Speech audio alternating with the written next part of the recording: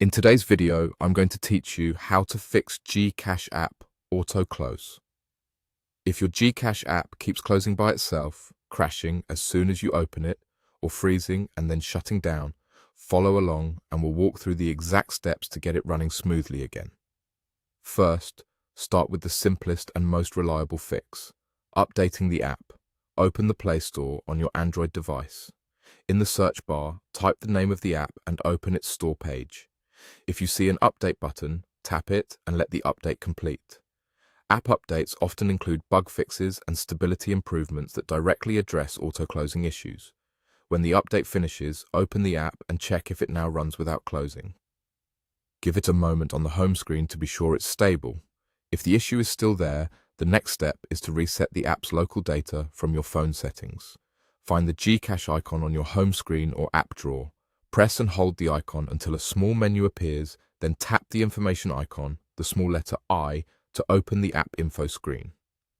This is where Android shows details and controls for the app.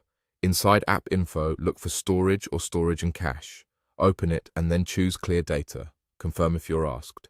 Clearing data removes corrupted temporary files and resets the app's local settings, which are common causes of crashes.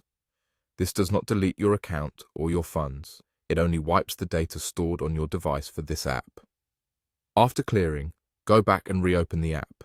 Since you cleared data, you'll need to sign in again. Enter your login details carefully and complete any verification steps.